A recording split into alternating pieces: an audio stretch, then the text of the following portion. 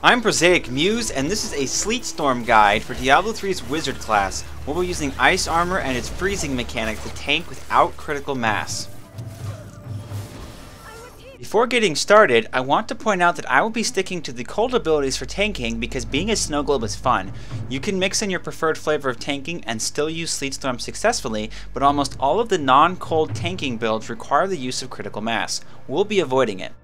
Ray of Frost with Sleet Storm and Blizzard with Unrelenting Storm occupy the mouse buttons, while Slow Time with Time Warp, Familiar with Sparkflint, Magic Weapon with Force Weapon, and Ice Armor with Jagged Ice take up the QWERTY keys.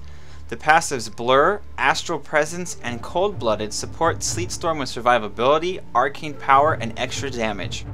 I'm using the higher damage runes for these abilities given that I prefer the lower monster power levels, but there are plenty of options for increasing your survivability as needed.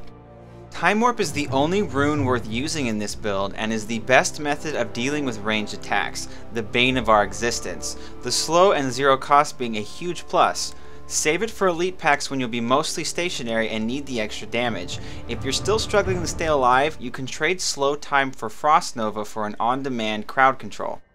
Sparkflint provides nothing beyond bonus damage. The projectiles are mediocre and can't proc anything. It should be the first ability you dump for survivability, and last place you look for extra damage. If you're barely running out of arcane power, Arcanaut is a good way to tip the balance, but it's only useful with slower attack speeds as the regeneration rate doesn't scale. If you're using a one-hander and Source, drop this for Diamond Skin with Prism to fix your arcane power issues. Force Weapon is also a simple damage boost, but it has a barely noticeable chance to knock back monsters. It might as well not have it as it plays no part in this build. If you're lacking a weapon with lifesteal, Blood Weapon can help you cope until you do, but it can also stack on top of lifesteal you already have for a slightly more healing.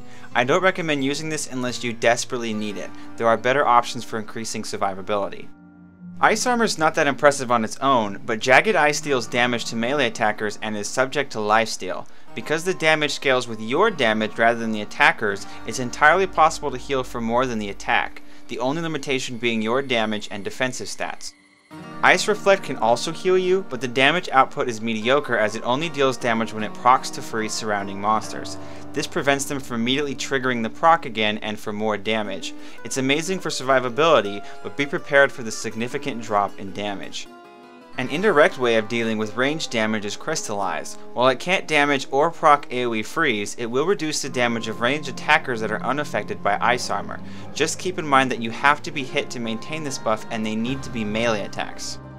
Sleet Storm is one of the many channeled abilities a wizard has, but it is the only one that is suitably designed for dealing with melee attackers. Its low proc rate makes lifesteal the better option for healing and can be easily sustained with a slow two-handed weapon. It's possible to use Sleet Storm with a one-hander, but the faster your attack speed is, the more abilities you will have to incorporate for reducing your arcane power consumption. Unrelenting Storm is a great way of adding hands-free damage to Sleet Storm with the longer duration. The pitiful proc rate, however, once again makes lifesteal the clear choice for healing. Frozen Solid technically does the same amount of damage, but for less time in favor of freezing monsters. This, combined with Frost Nova and Ice Reflect armor, offers a considerable amount of crowd control. Once you're able to use Sleet Storm without running out of arcane power, you might find that Blizzard breaks this careful balance. Snowbound helps sustain Sleet Storm until you're geared enough to afford the higher casting cost. Blur is an important source of damage mitigation given that you want to get hit for Ice Armor's effects and you aren't perma-freezing everything with critical mass. Cold Blooded reliably increases your damage given that everything but Sparkflint is cold, and Astral Presence increases your arcane power buffer for Blizzard and arcane power regeneration for Sleet Storm. You can further increase your damage with Glass Cannon, but I only recommend this if you're using all three freeze sources mentioned earlier. Dropping 20% melee damage reduction and losing defensive stats is difficult to tank with otherwise. I've already stated that we won't be using critical mass, but I know some of you love it like you love Firefly and would sooner die to give up this addictive passive. The good news is you can use critical mass by trading Blizzard for Meteor or Energy Twister, Time Slow for Frost Nova, and Sparkflint for Explosive Blast. At this point you're so close to the standard critical mass build that you might as well switch completely though, unless you're okay with using Sleet Storm as a handicap. Just be warned that you'll be horribly disappointed if you try to use critical mass with a two-hander instead of a typical one-hander and Source. Slow Time puts the globe in Snow Globe. It's got an excellent radius you can move about in and has a lengthy duration to work with. We happen to be using it to mitigate the disproportionately large amounts of damage ranged monsters tend to do, but don't assume you're invincible while it's active. If you don't move out of the way before the bubble ends, you'll get hit by a lot of projectiles at once. On the higher monster power levels, this could kill you. Familiar summons an arguably adorable helper that floats around your head. If I didn't know better, I'd call it an Ion Stone, but I know better, and this is no Dungeons & Dragons. I'm attacking the darkness! Once active, Spark Flint will shoot projectiles whenever you cast or channel an offensive spell. Specifically, non-damaging spells won't launch a projectile. One particularly strange property of Spark Flint is that it fires more quickly with a slow two-hander than it does with a fast one-hander. This is counterintuitive as the damage of each projectile doesn't scale like various other abilities do. Here you can see that the damage with my staff is much greater than it is with my Echoing Fury. Granted, I don't have a source equipped. Even with a source, the speed is still slower, causing Spark Flint to do the most damage with a two-hander. Magic Weapon is a vitally important part of the build. Without it, you can't let your weapon on fire. Without fire, you can't see in the dark. Wait, Diablo 3 isn't dark. Okay, scratch that, it's just a buff. Keep it active for the damage boost.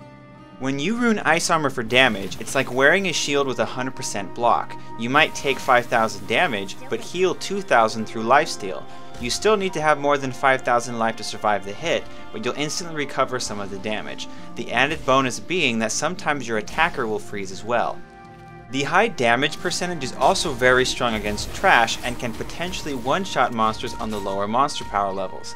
This lets you focus on chasing down goblins or elite packs. If you find a melee pack, Ice Armor will do a surprising amount of damage if you stop to appreciate it.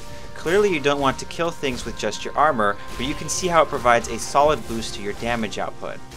This extra damage can be particularly helpful against anything with knockback, whether inherent or through the affix. Because you stand still for Sleet Storm, you're susceptible to being smacked around. If you are pinned against a wall like I am here, you can be repeatedly knocked back, preventing the use of Sleet Storm. If you want to prevent this outright, picking up Ice Reflect instead of Jagged Ice will do less damage, but any melee attacker has a chance to trigger a Frost Nova based on itself rather than you. This lets you use Sleet Storm with fewer interruptions. Channeling Ray of Frost with Sleet Storm is a tricky part of this build. Certain abilities like Magic Weapon and Ice Armor don't interrupt it, while Slow Time, Familiar, and Blizzard do. This can be an important factor in determining what abilities to use. For example, using Arcane Orb with Arcane Orbit for the 4 melee range spheres could be a great part of this build if they didn't interrupt your casting of Sleet Storm. Additionally, if you have any proc on attack items like Stormcrow or a Hellfire Ring, channeling Sleet Storm only checks for the proc when you initially start it. If you hold down the button, it will never proc a Fireball until you stop and start it again. Spark Flint will never let you down though.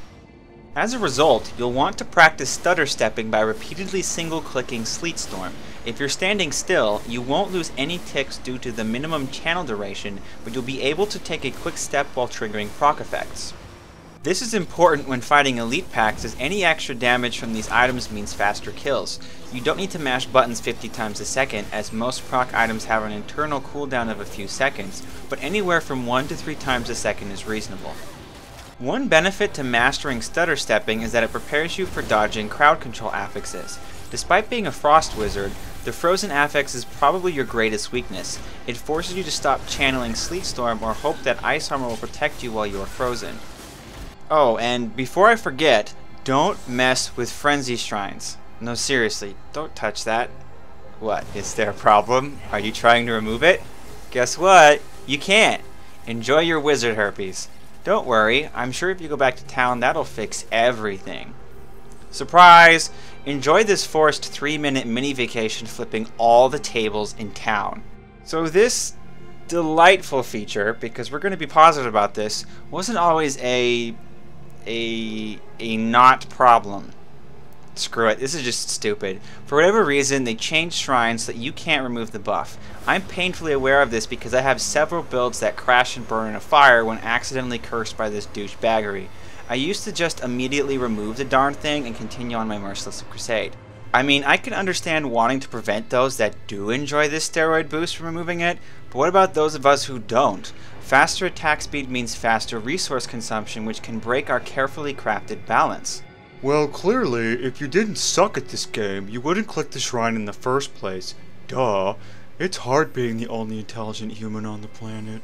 Oh, is that all? Don't click it? Got it. But what if you're in a party and a friend activates it? Well, have fun waiting in town for 3 minutes because Blizzard hates you. You're stuck with it. Well, unless you leave the game, because that's what they want you to do, right? I mean, screw Depth and Valor, who needs it? Only everyone. On a less dramatic note, Blizzard, as in the ability, is easy to use with the fire and forget mentality, but you don't get extra damage by stacking it. Just drop it once or twice to cover the area you want to move around in, and be sure to recast it when it ends as needed.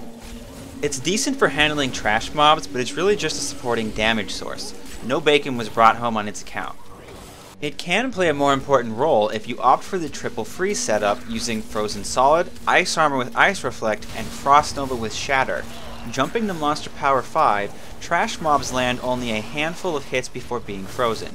Continuing on to an Elite pack, it spends most of its time being frozen on account of Ice Armor and Blizzard, with Frost Nova being held in reserve. Shatter also allows you to turn trash mobs into chain Frost Novas, in which you can sustain prolonged periods of frozen elites. It's not exactly critical mass levels of cheese, but it gets the job done without bashing your keyboard repeatedly with your face. Sleet Storm doesn't have any specific needs for itemization, but there are a couple of items I strongly recommend for cold-focused versions of this build. For example, I mentioned Stormcrow earlier, and part of the reason is that it provides a wide range of useful stats at a very affordable price. In this case, it adds lightning damage, arcane power on crit, life on healing, bonus damage versus elites, and a chance for fireballs.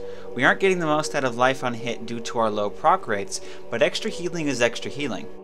Another major item for this build is Frostburn Gauntlets. This is a cheap item that provides a significant damage boost if you don't already have amazing trifecta gloves. Simply put, unless your regular gloves provide more than 30% extra damage, grab a pair of these. When Cold-Blooded and Slow Time are active, this puts Blizzard and Sleet Storm at roughly 475% weapon damage, with Jagged Ice pushing 200 plus. For Monster Power 1, 600 resistances, 4000 armor, and 40,000 plus health is required to use Jagged Ice comfortably, but you can get by with less if you opt for Ice Reflect. Lifesteal is as close to mandatory as you can get, but I like to add bonus health from globes to match my larger health pool, and carry a weapon with 4000 life on kill if I'm dealing with a lot of ranged trash mobs. One aspect of this build that will take some getting used to is your deceptively low sheet damage. When buffed, I only reach 48,000 DPS, but it's important to notice that my attack rate is 1. This means that we apply our full DPS amount to our skills. Using the numbers from before, Sleet Storm does roughly 225,000 per second, while Blizzard does the same over 8 seconds for an extra 28,000 per second. Now at about 250,000 per second, we add Jagged Ice for roughly 100,000 per melee attack. Even if a monster only attacks once every 2 seconds, that's an extra 50,000 per second against that one monster for a total of 300,000. Let's put the actual range at 250 to 400,000 per second to account for frozen and fast attacking monsters. We haven't even added Sparkflint or any item proc effects. That's a lot of hidden damage. Even if we tripled our attack speed, Blizzard and Ice Armor would do the same amount of damage, as our attack rate plays no part in determining their damage output. Sleet Storm would do triple the damage, but we'd probably run out of arcane power and then lose Blizzard as well. And for those curious about Crystallize, you can see my buffed armor total with 3 stacks. Just keep in mind this only lasts 30 seconds and you must be hit 3 times to achieve the full effect. As a side note, notice my melee damage reduction. It's only 29.6%. Blur and Ice Armor suffer diminishing returns as you're only getting 80% of the 12% Ice Armor should give you. This means it's not worth stacking melee damage reduction items as they're going to quickly diminish to nothing, especially when the entire build is set up to punish melee attackers. Investing in ranged or elite damage reduction is a better option for your items. To see my items, check the description box below for the d3up.com link. Insert witty one-liner about chill pills and monsters here. Anyone that's played a wizard is going to quickly realize that this is the slower, weaker, mentally challenged, inbred, illegitimate stepchild of critical mass, so I won't bother arguing against that. This build sucks by comparison, but don't let that stop you from playing in the snow. Embrace your inner suboptimal gamer like a real man or woman or person, child, human being, entity, thing, or whatever you are. This build is fun, and that's all that should matter. There are certainly some limitations that you should be aware of, though. For starters, you need to have the damage and defensive stats to handle higher monster power levels. You can't tackle any monster power level with ease like a critical mass build can once it achieves permafreeze. You're also going to find that wide open areas with lots of range trash, like Act 2 and parts of Act 3, are very difficult without significant ranged mitigation. Lastly, crowd control affixes would be a real pain if you aren't running teleport to escape them. You will inevitably face a freezing horde that covers every pathable section of your screen with orbs that you simply can't avoid. That and lasers. Freaking lasers. Patch 1.07 looks to have a few buffs in store for us though, with Blizzard having its damage more than doubled and being fixed to properly register crits for arcade power on crit. This both means that our kill speed will increase and slightly faster attack speeds are possible. The passive unstable anomaly is also being changed to trigger on fatal damage instead of at 30% life. This could be a useful emergency heal on higher monster power levels, given the larger than normal health pool this build runs. Once again, if any major changes appear, I'll update the guide with annotations or a new video as needed. Also, with this build completing the first round of guides, let me know in the comments or thread you're watching this from what builds you want to see next. I have a lot of builds I want to show off, but I'm open to shifting things around if there's a demand for it. The next Barbarian build is already locked in place, but anything past that is flexible. Otherwise, like, favorite, and subscribe for more suboptimal goodness.